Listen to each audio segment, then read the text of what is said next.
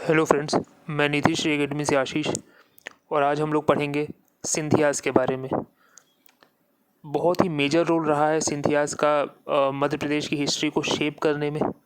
चाहे वो ग्वालियर के राजा रहे हों या उन्होंने शुरुआत में उज्जैन में किस तरह से अपनी जागीर हासिल की। ये पार्ट 1 हिस्ट्री का भी सिलेबस है मेंस का, तो आज इसके बारे में हम लोग पढ़ेंगे। तो सिंधियाज़ की हिस्ट्री जानने के लिए सबसे पहले हमें शुरुआत से शुरू करना पड़ेगा। थोड़ा सा मराठाज़ हिस्ट्री क्विक में हम लोग देखते हैं।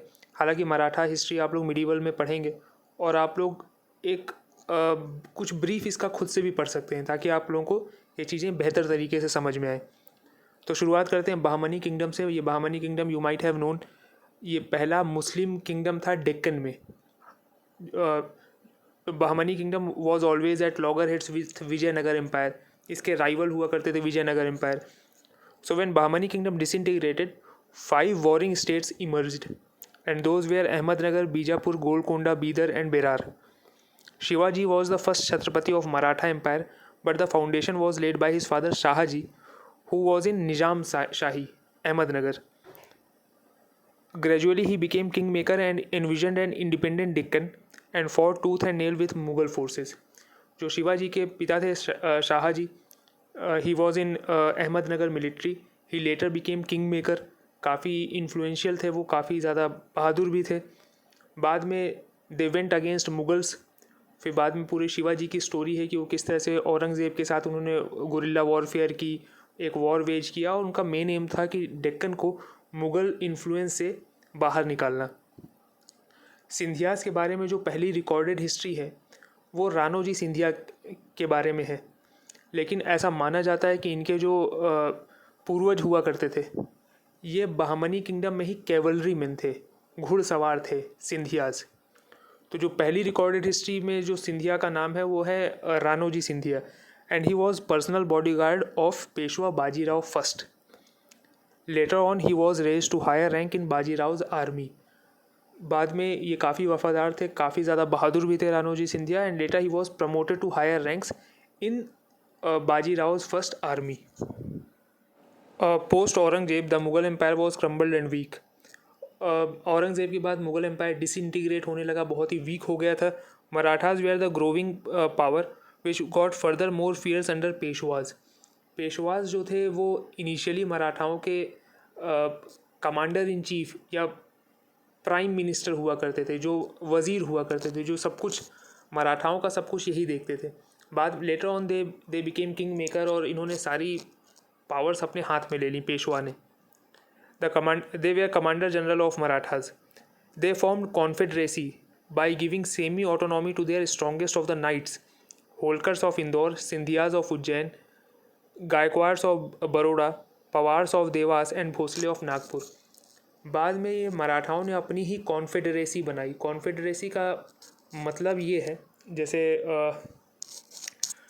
कॉन्फेडरेसी के टॉप में पेशवा हुआ करते थे जिनकी सीट होती थी पूना, और इनके अंडर कुछ सेमी ऑटोनॉमस रूलर होते थे, वो भी मराठा ही थे, बट ये पेशवा को अपना राजा मानते थे। पेशवा की गद्दी के द्वारा ही ये संचालित हुआ करते थे। ये थे भोसले, ये नागपुर, इनकी सीट नागपुर थी। सिंधियाज ये ग्वालियर के आसपास बसे, शुरुआत में उज्जैन में, later on they shifted to Gwalior. Holkars Indore, Gaekwad Baroda और पवार्स कुछ समय के लिए देवास में इन्होंने अपनी सीट कायम की। अच्छा, 18th सेंचुरी की शुरुआत में Marathas were the only recognisable force. बाकी और कोई ऐसा कोई फोर्स थी नहीं। मुग़ल एम्पायर क्रम्बल हो गया था, छोटे छोटे गवर्नर थे हर जगह। देखा जाए तो 18th सेंचुरी का जो फर्स्ट डिकेड था वो ऑल एंड ऑल एक एनार्की ही थी। तो प्लंडर और रेड बहुत कॉमन था उन दिनों, और मराठाज यही काम करते थे। वो रेड करते थे अपने आसपास एरियाज़ को, वहाँ से चौथ कलेक्ट करते थे, टैक्स कलेक्ट करते थे। तो in 1723 under the rule of Peshwa Bajirao first, Marathas attacked fertile tracts of Malwa. 1723 में first time under able guidance of Peshwa Bajirao first, Marathas raided Malwa. At that time Malwa was a subah under Mughal empire. उस समय मालवा मुग़ल एम्पायर के अंडर आता था। The Marathas chief such as Ranoji Shinde, Malhar Rao Holkar, Udaji Rao Pawar, Tukaji Rao Pawar and Jiwaji Rao Pawar had successfully collected Chauth from several areas in Malwa. ये चाहे रानोजी शिंदे हो, मल्हार राव होलकर हो, ये सब अकम्पनी किए थे पेशवा बाजीराव फर्स्ट को इस रेड में और सक्सेसफुल भी हुए. This situation was culminated into battle of Amjhera. जो गवर्नर थे उस समय मालवा के, गिरधर बहादुर, वो इन्हें रोकने के लिए इन्होंने एक बैटल लड़ी जो कहलाई battle of Amjhera. Later on Girdhar Bahadur was died और मराठास का इन्फ्लुएंस कायम रहा. होलकर्स को और रानोजी शिंदे को कुछ एरिया भी मिल गया उज्जैन और इंदौर की एज अ जागीर, जहाँ से वो अपना टैक्स कलेक्ट कर सकते थे. अब बैटल ऑफ भोपाल की हम लोग बात करते हैं. In 1737, Marathas under Bajirao first raided the suburbs of Delhi in a blitzkrieg in Battle of Delhi and plundered much of the area under Ganga Yamuna Doab. Marathas ने ओल्ड दिल्ली को रेड किया और गंगा यमुना दोआब के वाला पोर्शन काफ़ी हद तक प्लंडर करके वापस आ रहे थे. जब ये वापस आ रहे थे तो they were intercepted by combined forces of 3 nawabs. जब ये वापस दिल्ली को लूट कर जब ये वापस आ रहे थे पुणे की ओर, तो on their retreat to Pune they went through another battle. जब ये पुणे वापस आ रहे थे तो इनको एक दूसरा बैटल लड़ना पड़ा, जहाँ पे 3 नवाब के कंबाइंड फोर्सेस वर्सेस पेशवा की मराठा आर्मी. ये 3 नवाब थे यार मोहम्मद खान, हैदराबाद के निज़ाम और निज़ाम ऑफ अवध. ये तीनों ने मिलकर मराठाओं पे आक्रमण कर दिया. पर इसका अंजाम क्या हुआ? The battle resulted in decisive Maratha victory mainly through the Swift tactics of Maratha Peshwa Bajirao. तो मराठास ने इन तीनों को हरा दिया.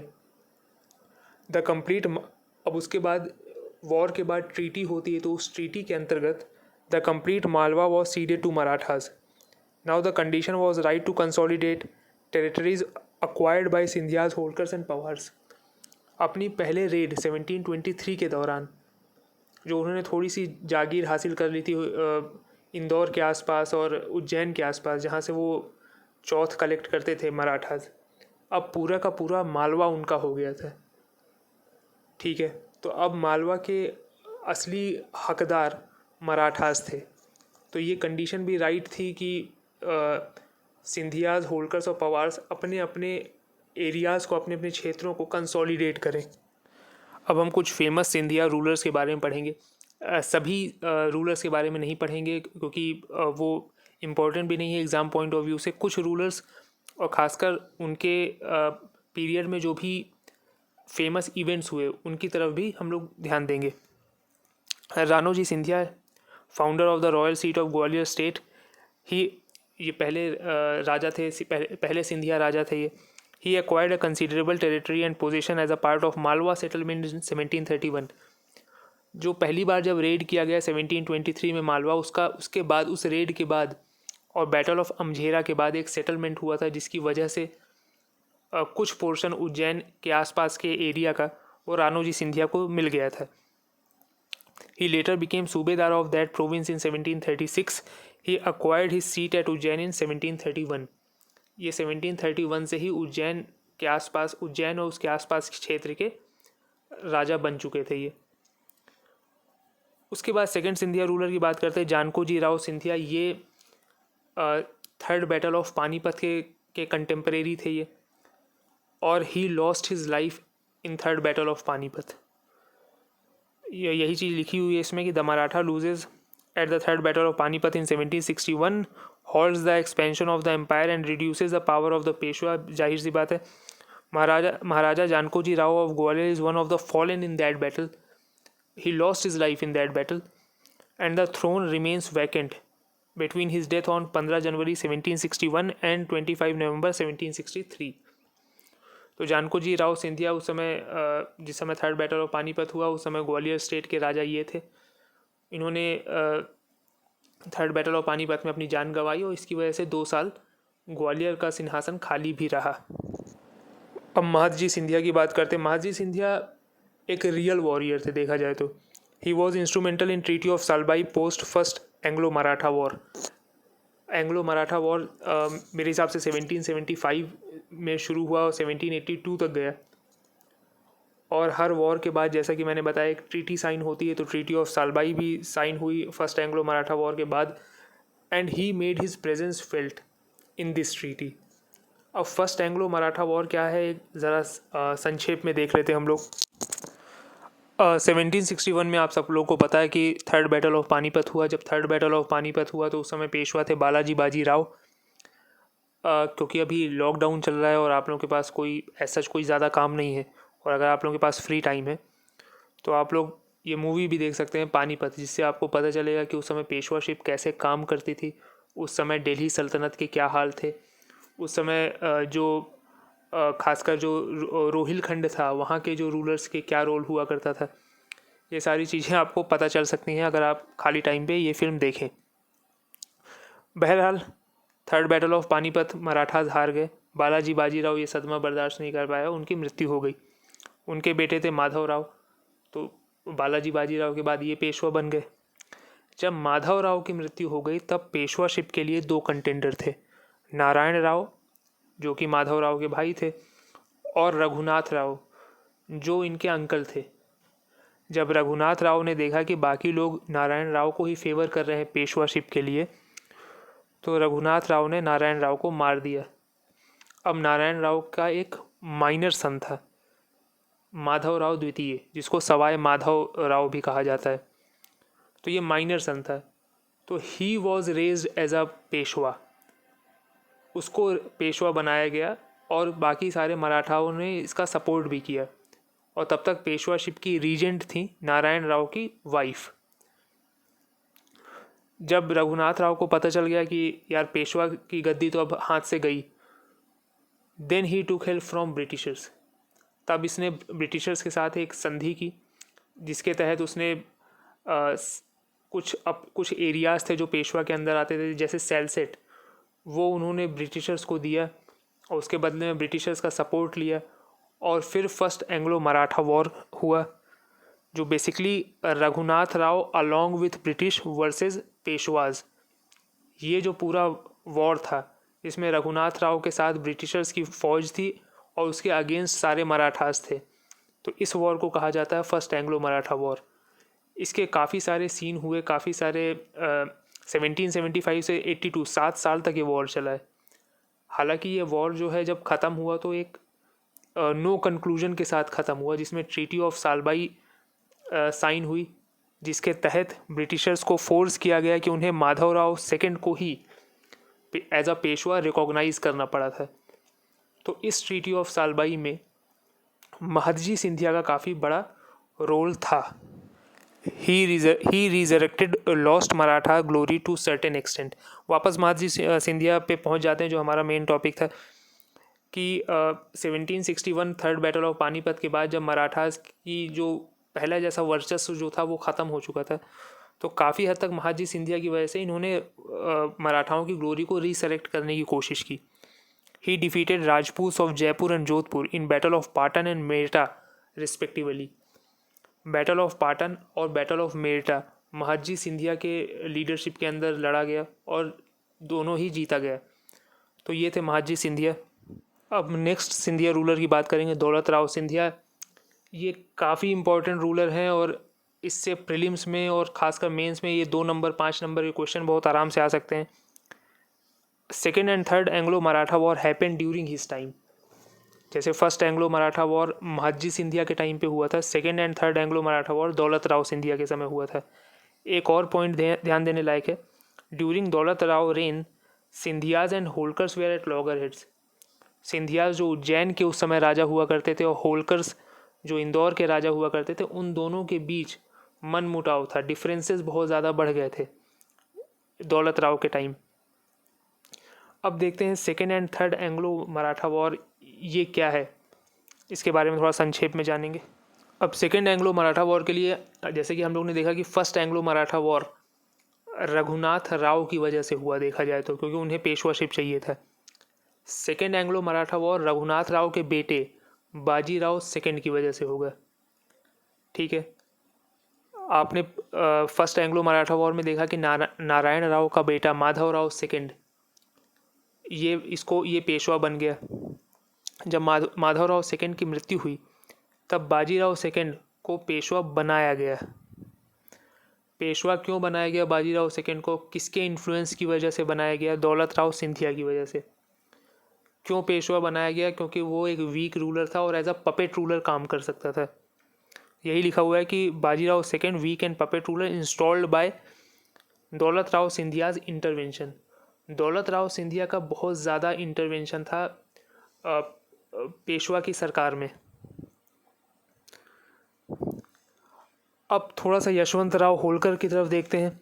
ही वॉज कंटेम्परेरी ऑफ दौलत राव सिंधिया। दौलत राव सिंधिया के समय पे थे ये। They both were aggressive and Holkar was apprehensive of Scindia's influence on Peshwa's government. Scindia का जो दखल था पेशवा पुणे में, खासकर पेशवा सरकार में, उसको देखकर ये बहुत ज़्यादा एप्रीहेंसिव थे। तीसरा point, Bajirao second killed Vithoji Holkar, brother of Yashwant Rao Holkar, and this incidence further fuelled the rivalry. Bajirao second being a Peshwa, इन्होंने मृत्युदंड दिया था विठोजी होलकर को, जो थे यशवंत राव होलकर, इंदौर के जो राजा हुआ करते थे उनके सगे भाई थे। बाजीराव सेकंड ने इनको मरवा डाला। तो ये सारी चीज़ें जो है एक अच्छी खासी राइवलरी को जन्म दे रही थी। अब क्या होता है, Yashwant Rao Holkar March two Pune and his forces were intercepted by Bajirao II along with Scindia's forces and both suffered heavy defeat from Holkar. Yashwant Rao Holkar अपनी सेना के साथ पूना गए। वहाँ पे उन्होंने बैटल ऑफ पूना के नाम से फेमस है वो लड़ाई, जो उन्होंने बाजीराव सेकंड के अगेंस्ट लड़ी, और बाजीराव सेकंड के साथ दौलत राव सिंधिया थे और दोनों हार गए यशवंत राव होलकर से। अब जब दोनों हार गए तो बाजीराव सेकंड जो पेशवा थे वो पूना से भाग गए। And he took help from British. Bajirao too took help from British and signed Treaty of Bassein. Treaty of बसेन साइन किया ब्रिटिश से कि भाई मुझे पेशवा बने रहने दो और मैं आपके साथ एक ट्रीटी साइन करता हूँ। इस ट्रीटी के अंतर्गत पेशवा की जो भी ज़मीनें हैं, जो भी इलाका है पेशवा के अंतर्गत, जो किंगडम्स आते हैं, उन्हें वो ब्रिटिशर्स को ऑटोमेटिकली मिल जाएंगे ट्रीटी ऑफ बसेन के अंतर्गत। And this treaty was unacceptable to other Maratha chief including Scindia. जब बाकी सारे मराठास ने देखा, चाहे वो भोसले हो, चाहे गायकवाड़ हो, चाहे सिंधिया हो, कि किस तरह पेशवा जो है अपनी अर्जित की हुई ज़मीनों को, अर्जित की हुई किंगडम को सिर्फ पेशवाशिप के लिए ब्रिटिशर्स को सौंप रहा है, तो ये उन्हें पसंद नहीं आया। तो फिर सेकेंड एंग्लो मराठा वॉर हुआ जिसमें बाजीराव सेकंड ब्रिटिशर्स के साथ थे वर्सेस मराठाज। और मराठा ये सेकेंड एंग्लो मराठा वॉर बुरी तरह से हार गए। वापस आते हैं दौलत राव सिंधिया की तरफ। जैसे कि हम लोग ने देखा कि सेकेंड एंग्लो मराठा वॉर बिल्कुल मराठाओं के फेवर में नहीं रहा। Daulat Rao Scindia shifted the capital from Ujjain to Gwalior. Post third Anglo Maratha war debacle, most of the Maratha Empire was absorbed by British India and he was forced to sign Treaty of Subsidiary Alliance। Second Anglo Maratha war Marathas हार गए। उसके बाद उन्होंने अपने, क्योंकि वो treaty of बसेन की जो शर्तें थी वो इतनी एक्सट्रीम थी कि अपनी पुरानी ग्लोरी को रिवाइव करने के लिए सारे मराठास मिले। और फिर थर्ड एंग्लो मराठा वॉर हुआ 1818 में, और वो मराठास तब तक बहुत वीक हो चुके थे और ब्रिटिशर्स बहुत ज़्यादा स्ट्रॉन्ग हो चुके थे, और थर्ड एंग्लो मराठा वॉर भी ब्रिटिशर्स ही जीत गए। जब ब्रिटिशर्स जीत गए तो मराठास देखा जाए तो पूरी तरह से ख़त्म हो चुका था। उन सब की जो अक्वायर्ड टेरिटरीज थी वो ब्रिटिश इंडिया में शामिल हो गई, और मराठाओं को अपना किंगडम बचाने के लिए सब्सिडियरी अलायंस साइन करना पड़ा ब्रिटिशर्स के साथ, कि भाई वो ब्रिटिशर्स की ओवरलॉर्डशिप एक्सेप्ट करने को तैयार हैं। उनका जो भी छोटा सा एक स्टेट है, उनके वो राजा तो रहेंगे, बट ओवरलॉर्डशिप जो होगी या सुजरेनिटी जो होगी वो ब्रिटिश क्राउन की होगी।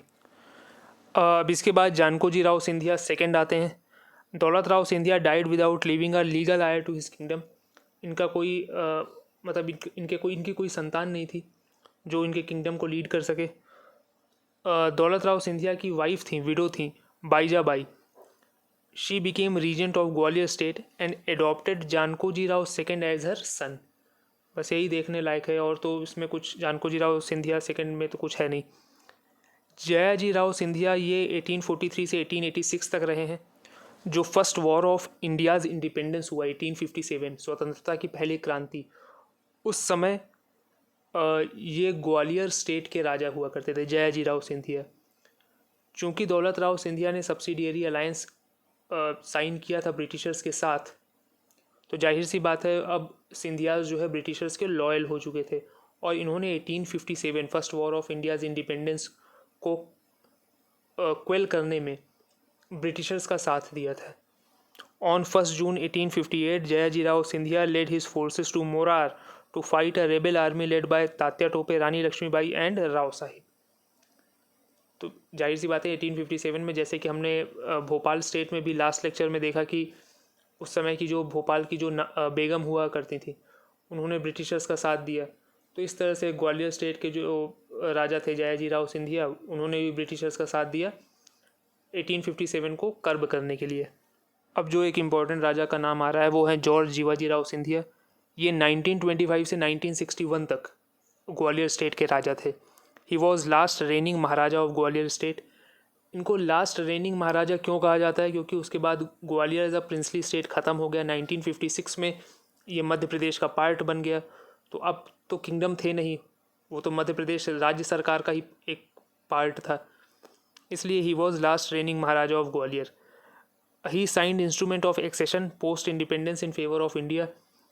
इंडिपेंडेंस के बाद जितने भी प्रिंसली स्टेट्स थे उनके पास चॉइस थी कि वो इंडिया में रहना चाहते हैं या पाकिस्तान जाना चाहते हैं या इंडिपेंडेंट रहना चाहते हैं। ही साइंड मतलब ही was in favour of India, वो इंडिया में ही मिलना चाहते थे, पाकिस्तान नहीं जाना चाहते थे। He was instrumental in forming Madhya Bharat. ये हम लोग डिटेल में पढ़ेंगे कि मध्य प्रदेश का फॉर्मेशन कैसे हुआ। मध्य भारत एग्जिस्ट करता था 1948 से 1956 तक। उसके बाद कुछ एरियाज़ को ऐड किया गया, कुछ को सब्ट्रैक्ट किया गया, और फिर हमारा present form of Madhya Pradesh बना। तो ये बिटवीन 1948 से 1956 तक ही वॉज राज प्रमुख of Madhya Bharat, George Jiwaji Rao Scindia. ये बात ध्यान रखने लायक है। उसके बाद इनके बेटे हुए Madhav Rao Scindia. He was titular Maharaj of Gwalior, क्योंकि वैसे भी 1961 में ये राजा बने थे माधव राव सिंधिया, टिटुलर महाराज बने थे। और 1971 में तो 26 अमेंडमेंट एक्ट आ गया था, जिसके तहत प्रीवी पर्सेस भी बंद हो गए थे। और फिर माधव राव सिंधिया के बेटे हैं ज्योतिरादित्य सिंधिया। तो यही एक आउटलाइन थी पूरे सिंधिया डायनेस्टी की। इम्पॉर्टेंट है, क्वेश्चन भी पूछा जा सकता है, प्रीलिम्स पॉइंट ऑफ व्यू से इम्पॉर्टेंट है। मेंस का तो टॉपिक है ही, 2 नंबर 5 नंबर के क्वेश्चन आराम से आ सकते हैं। तो फ्रेंड्स, आज के लिए बस इतना ही। पसंद आया हो तो आप लोग लाइक करें, शेयर करें, सब्सक्राइब करें। और आपको वीडियोस कैसे लग रहे हैं, आपको और क्या चाहिए नीति हिस्ट्री एकेडमी से, किस तरह के वीडियोस चाहिए, कौन से टॉपिक्स पे चाहिए, प्लीज़ मैसेज करके हमें ज़रूर बताएं। मैं मिलूँगा आपसे अगले वीडियो में, तब तक के लिए गुड बाय।